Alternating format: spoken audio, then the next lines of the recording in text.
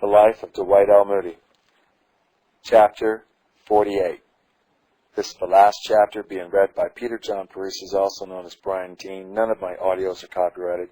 Please feel free to make as many copies as you desire to the glory of God. The Life of Dwight L. Moody, Chapter 48. Tributes from English Friends.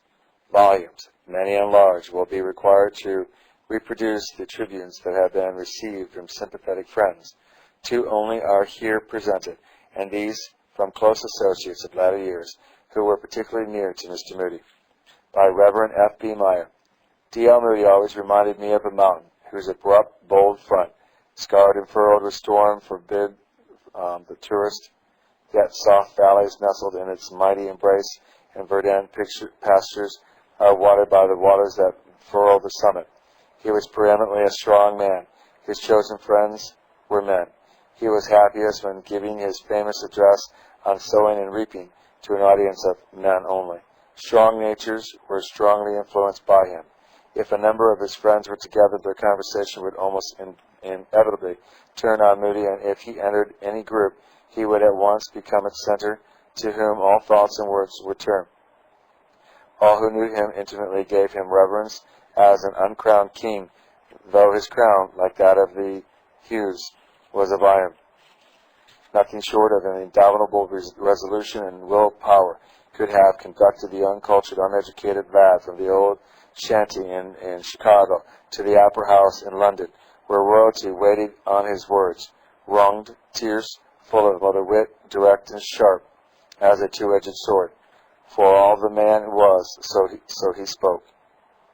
For as the man was, so he spoke.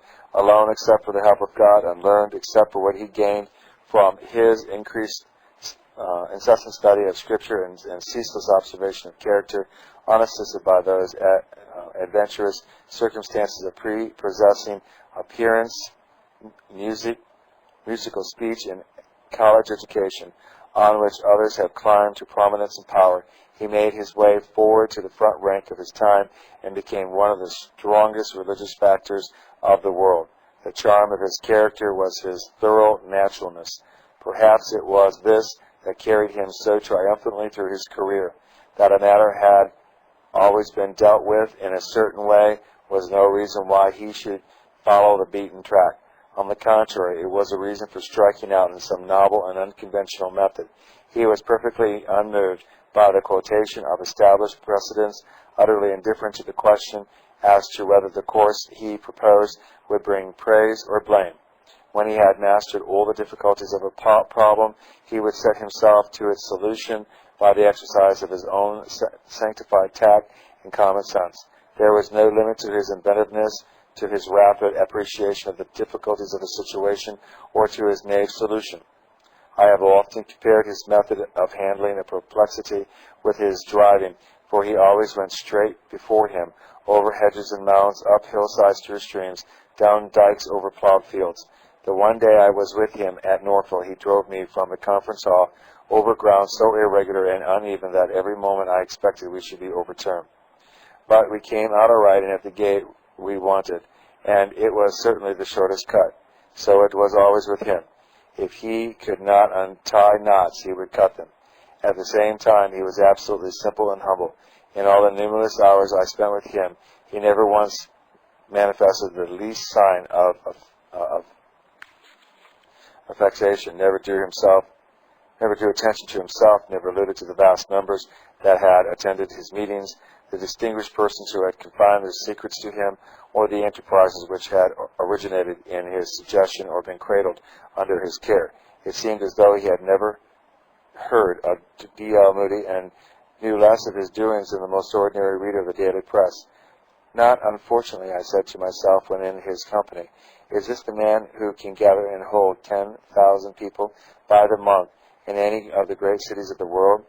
There was an appearance of abruptness in his manner, which was undoubtedly assumed as a protection of a very tender and sensitive spirit, much as oysters will form for themselves strong shells against the threat of the waves and rocks.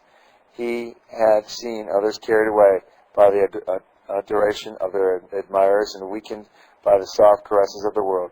He knew that the personal element is apt to intrude between the speaker and the interests of those whom he would fain save for Christ's sake.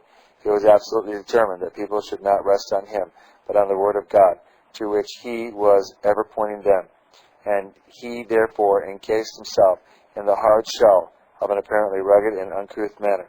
It was only when the crowds had gone and he was able to reveal himself without risk of being misunderstood that he cast away his reserve and revealed his true and tender self. If it be asked what was the secret of that power, which in England and his own country would hold in rapt attention for months, 10 or 15,000 people, the answer must certainly be found in the tenderness and the compassion of his nature. That he could tell a good story, call forth ripples of laughter by the touch of quaint humor, narrate Bible stories as though he were personally acquainted with the actors, or had witnessed the occurrence in his travel, were as the small dust of the balance compared to the pathos which trembled in his voice and moved vast audiences to tears. His power was that of the heart rather than of the head. While as he was speaking, his hand was on the pulse. He was counting heart throbs and touching those deep elemental emotions of the heart which clustered about mother, father, home, bereavements, heaven. He was more thoughtful of others than any man I have ever known. How often have the meetings in Northfield been interrupted because some shabbily dressed person hadn't a seat? How many times all the comforts of his home have been freely offered to some sick or friendless student? Whatever trouble befell anyone in the town of Northfield seemed to be Mr. Moody's, and his well-known buggy would be seen making its way to the home of bereavement or affliction with some kindly inquiry or elevation. It was because of the acts of this that when his mother died some 5 years ago, the Roman Catholic element in the community asked that one of their number might lead the horses that bore the bier, a request which of course was readily granted.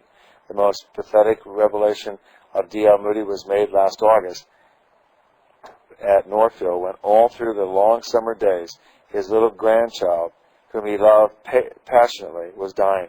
Again and again he asked me to beg the people not to express their sympathy when they met him, lest it should break him down altogether, and how the strong frame would shake with convulsive sobs as we prayed that her life might be spared. God, however, knew better, and took the little one home, that she might be there in time to greet the strong, true nature that loved her so sincerely, when in turn his servant was called to enter his reward. I never guessed the intensity of his tenderness till I saw him with his grandchildren. He used to drive them about in his carriage or carry them in his arms. One of the most striking incidents in my memory was when he stood with them beside his mother's grave in a summer sunset and asked us to pray that they might be in the coming century what she had been in this. And when little Irene was dying, he used to be on the watch below her window to keep all quiet, would steal down from the meetings to hear the latest news, would be the nurse and playmate of her little cousin, that all might devote themselves to the chamber of sickness. So touched because a little child had set the invalid a pet lamb. How moved he was as he saw it together. He was a great Christian strategist, and never so happy as when organizing some great campaign, like that during the World's Fair at Chicago, when he occupied the largest halls in that city with evangelists gathered from all parts of the world, or when in the later years he promoted the distribution of Bibles and the holdings of evangelistic meetings among the American soldiers in Cuba. He was the von Moltke of the religious world in the United States. He would lay plans for the winter campaigns in such a city as New York or Boston, would engage some large central building and hold 2 or 3 meetings a day, interesting reporters and gaining the attention of the press, working out presently into new quarters of the city, until the whole community had felt the impact of the religious momentum communicated through him. Ministers would open their churches and respond to his appeals for help. Lists of converts would be furnished to the several churches, and the whole campaign would be so contrite as to increase the zeal and activity of the churches that had ranged themselves under his leadership. He was absolutely fearless. I remember one occasion when he felt it laid on his heart to speak some unpalatable truths to a number of ministers and others. Before me, as I write, is the large circle that sat around his spacious dining room in the summer evening, the monument of ice cream which he carved with such precision, And then the direct, unvarnished words, which wounded deeply, that a better condition of soul life might be introduced. Whether in a crowd or with an individual, he never, to win a smile or avoid a frown, swerved a hair's breadth from what he thought right. As a conversationalist, he was charming. He would sit on the porch of his unpretending but comfortable house, overlooking the lovely landscape, telling story after story of marvelous conversations.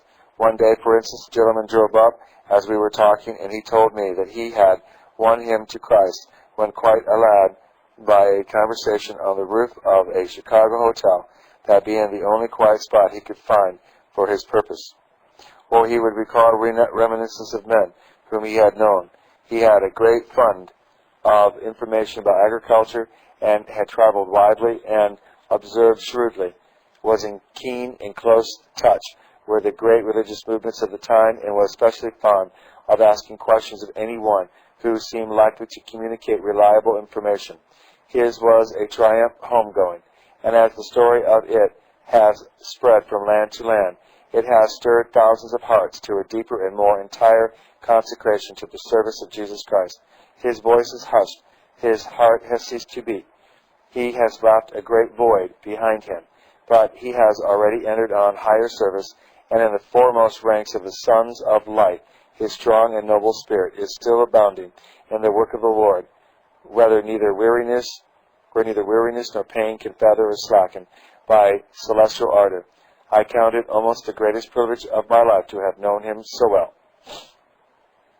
By Reverend G. Campbell Morgan, my personal acquaintance with Dwight Layman Moody was not of long duration according to the measure of the calendar, he says. If, however, we should count time by heart throbs, then I may claim to have known him, for it has been one of the greatest privileges of my life to have come very near to him in the ripest years of his life. I first saw him in 1883 during his second visit to Birmingham. Bingley Hall was being crowded daily with eager crowds who had come by train from the whole surrounding district. Once only I spoke to him. The impression of those days, therefore, is that of the man in the midst of the rush of work. No detail of arrangement escapes his notice. A vacant seat, the opening and closing of doors, a tendency to drag the singing, all those he noted and rectified. Yet he was by no means a man who cared for detail's sake. The supreme passion of his life was the winning of men for Christ, and no detail was insufficient that would hinder or help. Two pictures of those old days were deeply engraved on the tablet of my memory. The first picture is that of Moody as a prophet, and the vast audience, numbering at least 20,000, were hushed, subdued, and overawed. Knowing the terror of the Lord, he persuaded them. I dare affirm that thousands of people stood face to face that evening with the awfulness of their sin, startled and smitten. The only picture is that of Moody coming to the close of an address and the king's invitation to the marriage supper of the Lamb. The graciousness of that invitation had possessed him that night with new force. The deepest fountains of his nature were touched, and he stood before the great crowd, moved with his master's compassion, pleading with tender urgency and fine patho. A strong man moved to tears. At last he cried, "Let those who will accept the invitation say, 'I will.'" And from every part of the hall immediately, a cry of a multitude went up, "I will." I did not see him again for 13 years, but through them all the force of his character had an influence on my life that I should find it hard to measure. In 1896, I visited the United States for the first time. The Northfield Conference was in session, and I managed to spend a few hours there. Arriving late at night, I found my quarters and retired. The next day was a field day for me as well as a revelation. Everywhere Mr. Moody was the moving spirit, bright, cheery, and yet in dead earnest. He seemed to make everything go before him. In the interval of the meetings, he gave me a drive round the campus in his buggy. Every point of interest was pointed out, and in a few brief words, the story of how the different buildings were erected was told. Passing a certain house, he said, "People sometimes ask me how I found Northfield. I tell them it found me. I was born here." Suddenly, he pulled up his horse to speak to a group of children. "Have you any apples today?" he said. "No, Mr. Moody," they replied. "Then go down to my house and tell them to give you all you want." Away they went, and so did he, both happier. Down a narrow lane he drove next, and through a gate to where a man was at work in a field. "Bigelow," said Mr. Moody, "it's too hot for you to work much. Half a day's work for a day's pay, you know, while this heat lasts." I sat by his side and watched and began to understand the greatness of the man whose life was so broad that it touched sympathetically all other phases of life. After the evening meeting, at his invitation, I gathered with the speakers at his house. Then for the first time I saw him in a new role, that of the host. He sat in his chair at the head of the table, directed the conversation, and listened with the patience and simplicity of a child to every word that others spoke. That night the talk turned on the most serious subjects, the inner life of the people of God and its bearing on the work of the churches among the people. As we departed, I went to bid him goodbye, as I was to leave by an early train on the morrow. "Oh," said he, "I shall see you in the morning. You are to preach at 10 o'clock. That was my first notice. What did I do? I preached as he bid me, as other and better men has ever been glad to do. That was his way. After speaking next morning, I hurried away. But in that brief stay, Moody had become more to me. Strong, tender, considerate. From that day, I more than revered him. I loved him. I looked upon him as one of God's choicest gifts to the church and the world during this century, now drawing to a close. His value will never be rightly appreciated here, where the view is partial and transit. Yonder in the perfect light we shall know.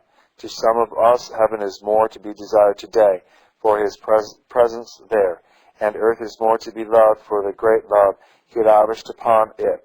Oh, the gap! Yet he would not have us dwell upon his removal, but upon the abiding presence of the Lord he loved and served. He has entered on the higher service. It is for those of us who remain to tighten the girdle and take hold afresh of the work of God's today. Presently we shall meet him again in the light of the glory of the Lamb, and then certainly we shall love him more than ever. End of the book, The Life of Dwight L. Moody, written by his son, copyright 1900. This was read by Peter John Parisi, also known as Brian Dean. The audios are not copyright. Please feel free to make as many copies as you desire to the glory of God.